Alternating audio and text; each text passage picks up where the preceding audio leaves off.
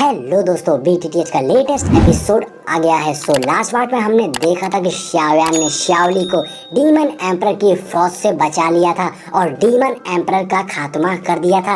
अब एपिसोड की स्टार्टिंग में हम शाओयान और उसके भाई शाओली को देखते हैं, जो अब इनर कोर्टयार्ड आ गए थे और आते ही वो दोनों सबसे पहले एल्डर शू से मिलते हैं और उन्हें ग्रीट करते हैं। साथ ही शाओली एल्डर शू को शुक्रिया कह रहा था, क्योंकि शाओली जब इतने सालों तक ब्लैक हॉर्न डोमेन में रह रहा था तो एल्डर शू ने उसे प्रोटेक्ट किया था अपने बंदे भेजकर। इसी वजह से शाओली ब्लैक हॉर्न डोमेन में सरवाइव कर पाया था। अब इसलिए शाओली एल्डर शू को शुक्रिया कह रहा था, जिस पर एल्डर शू भी कहते हैं कि शाओयान ने हमारे एकेडमी के लिए अपनी लाइफ तक सेक्रीफाइस कर दी थी और तुम शाओयान के भाई हो, इसलिए कैनान कॉलेज को तो तुम्हें प्रोटेक्ट करना ही था। ये कैनान कॉलेज की जिम्मेदारी है कि तुम्हारी हिफाजत करे, जिस पर शाओयान भी एल्डर शू को शुक्रिया कहता है।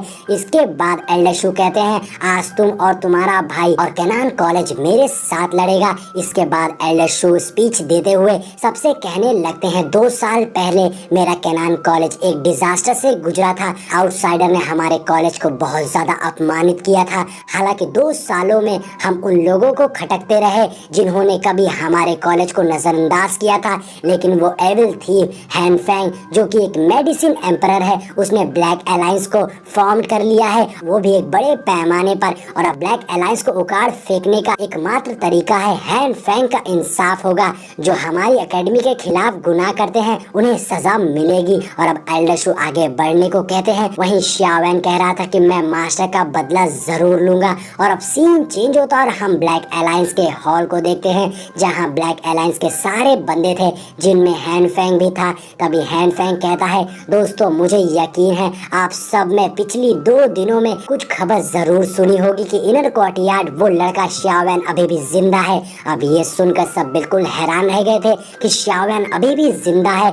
उनमें से कुछ बंदे कह रहे थे कि ये लड़का तो वही है जिसने हैन फैंग को हराया था, क्या वो लड़का अभी तक मारा नहीं? तो हैन फैंग कहता है, मैं लंबे टाइम से शाओयान के कांटेक्ट में नहीं हूँ। आप सब उस लड़ाई में शामिल थे जो 2 साल पहले हुई थी। आप सब ने उस पर अटैक किया था। मुझे यकीन है वो इतनी आसानी से जाने नहीं देगा। अगर शाओयान बदला लेने आता है तो आप में से कितने को यकीन है कि आप अपनी जान बचा सकते हैं? अब इन सब बातों से कई सारे बंदे घबराने लगते हैं। वहीं एक मोटा बंदा कह रहा था, जब हमने ब्लैक अलायंस को बनाया था हमें सिचुएशन को खत्म नहीं करना था।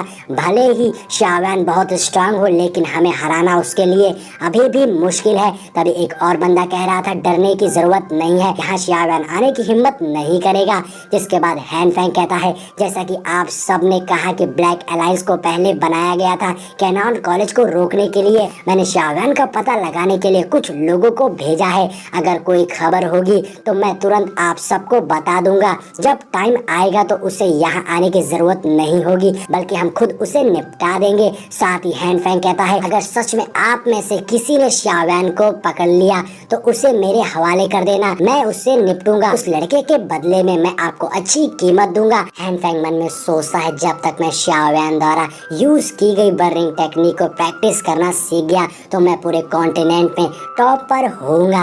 तभी वहाँ हलचल होती है तो मिस्टर गोल्ड बताता है कि हमारे दोस्त फिर आ गए हैं। मिस्टर गोल्ड शाओयान और कैनान कॉलेज की बात कर रहा था जो इनसे लड़ने आ गए थे। तभी एक ओल्ड मैन कहता है, क्या ये कैनान कॉलेज के पुराने लोग हैं?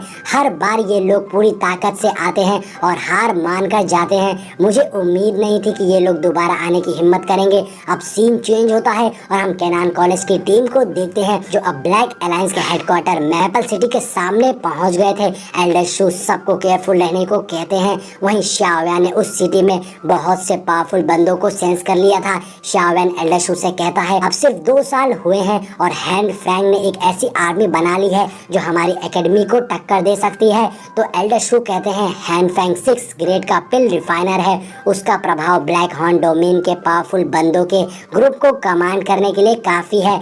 अब यहाँ शाओयान एल्डर शू से कहता है, आप उन सिल्वर और गोल्ड को संभाल लीजिएगा और मैं हैन फैंग से निपटूंगा। शाओयान एल्डर से कहता है, अगर हम हैन फैंग को कैप्चर कर लेते हैं तो क्या आप उसे मेरे हवाले कर दोगे? ये बात सुनकर एल्डर समझ जाते हैं शाओयान ये क्यों कर रहा है। दरअसल शाओयान हैन फैंग की सी हार्ट फ्लेम को रिफाइन करना चाहता था, मगर एल्डर बताते हैं कि एक पिल रिफाइनर सिर्फ एक तरह के फ्लेम को रिफाइन कर सकता है, मगर तुमने ऑलरेडी 2 को रिफाइन कर लिया है। ये तुम्हारी किस्मत है, मगर अगर तुम तीसरे फ्लेम को रिफाइन करने जाओगे तो तुम्हारी जान को खतरा हो सकता है। जिस पे शाओयान कहता है मेरी बॉडी में बह रहे खून मुझे पीछे हटने की इजाजत नहीं देंगे। अगर इस काम में थोड़ा सा भी सक्सेस का चांस है तो मैं हार नहीं मानूंगा, क्योंकि अगर एक बार मैंने सी हार्ट फ्लेम को रिफाइन कर लिया तो मेरी पावर्स बहुत ज्यादा बढ़ जाएगी। लेकिन अगर मैं ऐसा नहीं कर पाया तो उस फायर द्वारा निगल लिया जाऊंगा। जिस पे एल्डर कहते हैं तुम अपनी लाइफ के साथ खेल रहे हो, जैसी तुम्हारी अचीवमेंट्स हैं तुम चाहो तो कल्टीवेशन करके भी अपनी पावर्स को बढ़ा सकते हो।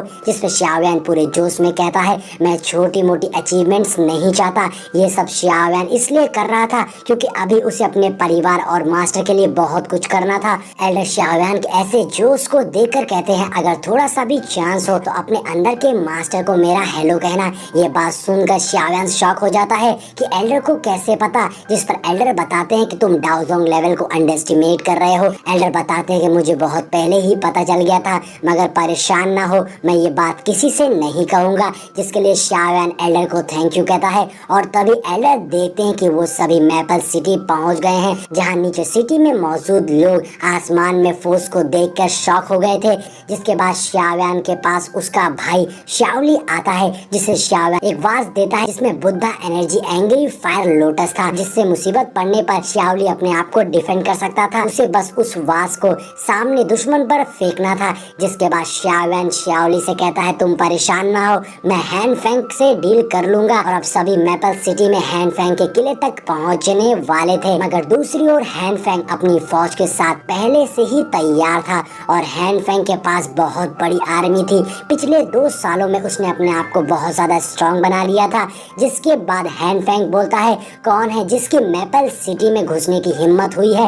तभी शाओयान अपनी पूरी टोली के साथ हैन फेंग के सामने खड़ा हो जाता है, जहां सभी आते साथ ही अपने वेपन निकाल कर तैयार हो जाते हैं। तभी एल्डर कहते हैं तुमने हमारे इनर कोर्टयार्ड पे हमला किया था, तो आज मैं तुम्हारे साथ अपना सारा हिसाब बराबर करने आया हूँ। तो हैन फेंग शाओयान को देखकर सोचता है जिस ब्लेजिंग ब्रीथ से मेरी सी हार्ट फ्लेम डर रही थी वो शाओयान से आ रही थी। जिस पे शाओयान कहता है बहुत लंबे समय से तुम्हें नहीं देखा।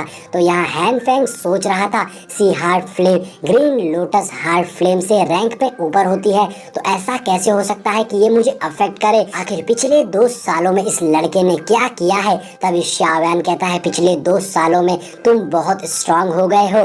पिछली बार तुम्हारी किस्मत बहुत अच्छी थी कि तुम्हारी जान बच गई, अब देखना ये है क्या मेरी भी किस्मत उतनी ही अच्छी है। इस पर हैन फेंग कहता है एरोगेंट लड़के, पिछली बार तुम मुझसे लड़ने के लिए उस ओल्ड मैन की मदद ले रहे थे जो तुम्हारे अंदर है। तो शाओयान कहता है मगर इस बार मैं अपनी ताकत से तुमसे फाइट करूंगा और अपने मास्टर का रास्ता साफ करूंगा। जिस पे हैन फेंग कहता है बच्चे अभी तुम्हें इतनी क्वालिफिकेशन नहीं है। वहीं नीचे खड़े लोग सोचने लगते हैं शाओयान इस वक्त जिस मास्टर के अंडर में है वो हैन फेंग उन्हीं का डिसिपल रह चुका है। तभी हैन फेंग सुकियान से कहता है तो आप इतनी बड़ी फौज लेकर मुझसे हिसाब बराबर करने आए हैं तो आप वो कैसे करेंगे। जिसपे सुकियान कहते हैं मैं तुम्हारे ब्लैक अलायंस को डिसबैंड कर दूंगा तो मेरा हिसाब बराबर हो जाएगा। तो हैन फेंग कहता है क्या तुम्हारे ग्रुप में इतनी पावर है कि तुम मेरे ग्रुप को डिस्ट्रॉय कर सकते हो। इसमें शुकियान गुस्से में कहते हैं तो आओ और आजमा लो। ऐसा कहते हुए शुकियान हैन फेंग के ऊपर अटैक कर देते हैं और इसी के साथ हमारा ये एपिसोड यहीं पर एंड हो जाता है। दोस्तों इस सीरीज का अगला पार्ट आज ही सिर्फ 3 घंटों के अंदर मेरे चैनल पे अपलोड हो जाएगा। तो जिसने भी चैनल को सब्सक्राइब नहीं किया है वो तुरंत चैनल को सब्सक्राइब करके बेल नोटिफिकेशन को ऑन कर दे, क्योंकि अगली वीडियो सिर्फ थोड़ी ही देर में आने वाली है।